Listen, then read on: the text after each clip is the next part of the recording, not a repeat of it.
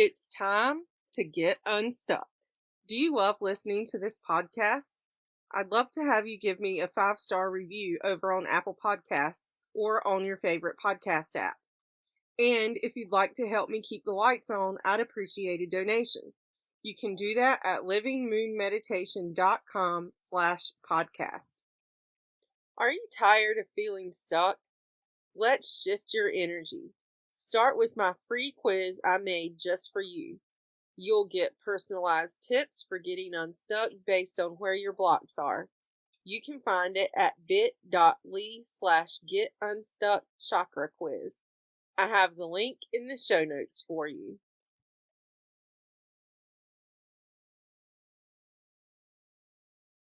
I used to think of self-care in terms of big sweeping measures such as a bubble bath with flowers or a massage. Now those things are good and they are acts of self-care.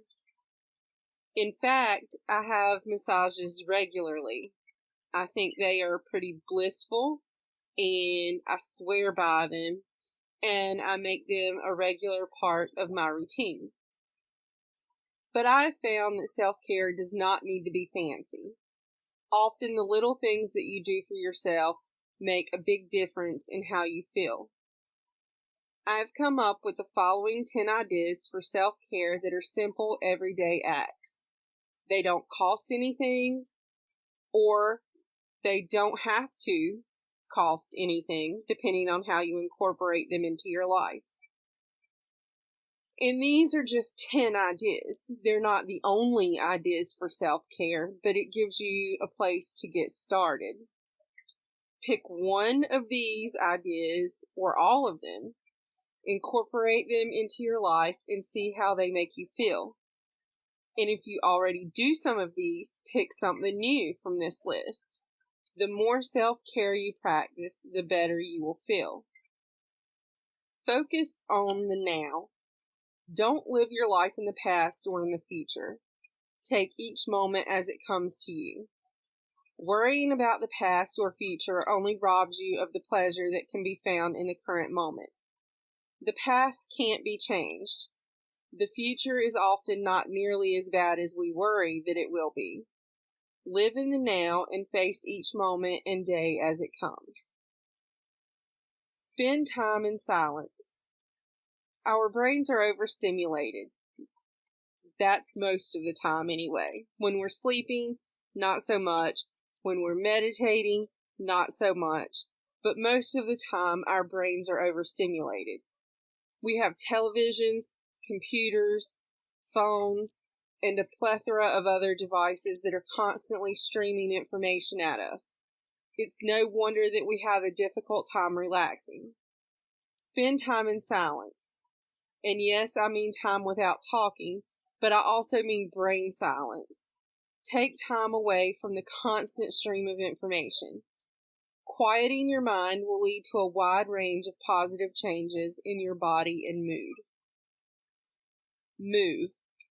Find some type of physical activity that you enjoy. Now, I'm the first person to admit that I hate to exercise, but moving your body does wonders to improve your mood and how you feel physically. I've taken up yoga, and it has made me feel so good.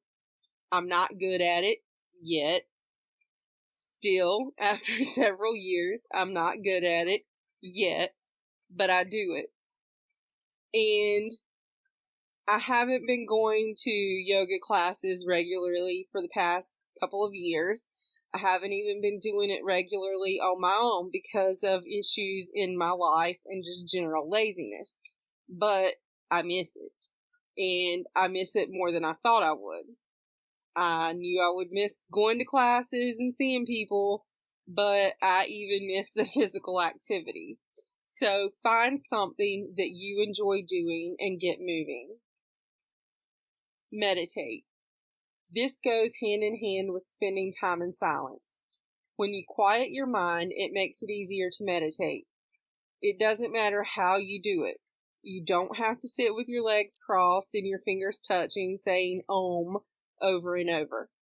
You can, but you don't have to. Meditation can be as complex or as simple as you want it to be.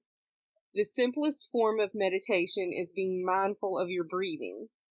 Take slow, deep breaths and focus on the inhale and exhale, and do this for as long as you like. Do things that bring you joy. It doesn't really matter what you do for self-care. If it's something you enjoy, then it is caring for yourself. If you've been under a tremendous amount of stress lately, then do something that you enjoy. It doesn't matter what it is. Just do something that brings you joy if you've been under a lot of stress, if you've had a lot of stuff going on, if you're working and working and working and you just can't seem to get a break. Put in a few moments or a few hours or however long of doing something that you enjoy. Eat the bad foods. There are so many people who cut out foods they love because they are bad for them. Carbs, fat, sugar, whatever. Constantly trying to change what you eat to fit an ideal, even a healthy ideal, brings misery. I'm not saying to not be mindful of your health.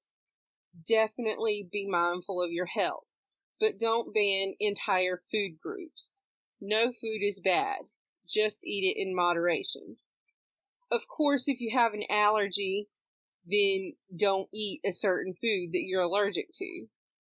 Or if you eschew certain foods for religious reasons, like I do, then I'm not talking about that either. Don't eat those foods. But if it's a food that you would normally eat, but you don't eat it because you think it's bad, then go ahead and eat it. Just being mindful of the fact that you're doing so, and don't overeat on it. Don't eat it without being mindful of doing so. Don't just go out and eat tons of it just because I'm telling you to eat the bad foods. Be mindful of how much of it you're eating and just plan around having that food. Don't completely give it up, because that just makes you want it even more, and that just makes you think about it and just makes you miserable. Forgive. We've all heard the cliche about not forgiving someone only hurts you, not the one you want to forgive. Or how harboring unforgiveness is like drinking poison and waiting on the other person to die. And I'm going to tell you that there is some truth in all cliches. I'm not going to tell you that it's easy to forgive, and I'm not going to say that you have to forgive if you're not ready to do so. I struggle with forgiveness myself. What I'm saying, though, is that when you choose to forgive someone, it does absolutely nothing for them for you to forgive them, but it lightens the burden that you carry. Plus, not forgiving someone is living in the past and clinging to the hurt, and so you're not living in the present, which was the first thing I mentioned. So you can't live in the now and refuse to forgive somebody. But again, that is easier said than done, and I'm not saying that it's easier to, or that it's easy to forgive someone. I'm just saying that when the time is right and when you're ready to let old hurts go. Do nothing. That's right. Don't do anything. Set aside time, whether it be a day, a few hours, a few minutes, whatever, and do absolutely nothing. Some religions have an entire day that was designed for this, and some people choose to do it while others don't. But if you set aside a regular time to do nothing, then it helps you to be more productive when you actually get back to doing something. And doing nothing isn't actually doing nothing. It's taking care of yourself, and that is something. Be spiritual. I don't care if you practice a religion or not. I don't care if you believe in a higher power or not. Everyone can and should be spiritual. Find something outside of yourself that brings meaning to your life. If you find meaning in helping others, then go out of your way to be helpful. That is a spiritual practice. If you're more traditional and follow a religion, do so in a mindful way. Don't just blindly follow what your religion dictates. Take time to contemplate the teachings and customs. That is spirituality. Finding meaning outside of yourself and connecting to that meaning will bring you an inner peace beyond measure. Be yourself. Above all else, be true to who you are. The worst kind of self-loathing is derived from trying to fit your life into someone else's mold. I spent many years of my life rejecting my true self, and I was miserable. I was actually pretty good at living according to other people's expectations, but deep inside my life was chaos. I have physical and emotional issues that I carry to this day that are the result of trying to fit into a mold that I wasn't born for. When I decided to be me, no matter what, I reached a point where I could heal. It's not easy, but I'm slowly getting there, and I have found that the absolute best self-care is to be who I was meant to be. So there you have it. 10 things that you can do for yourself that can be adapted however you want to adapt them, that don't have to cost anything, that are things that you can do that are caring for yourself. And it doesn't mean making a day for going to the spa.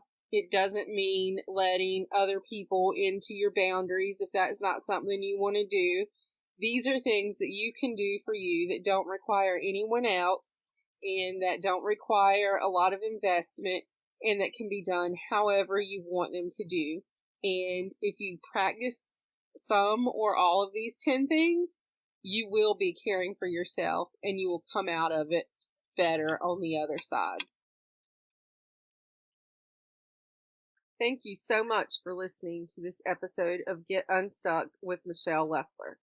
It's truly been my pleasure to talk to you today. If you like this episode or you think it will be useful for someone else, please consider leaving a review on your favorite podcast app. If you've got any questions, send me an email to hello@livingmoonmeditation.com. Here's to getting you unstuck so you can be grounded, joyful, and energetic. See you next time.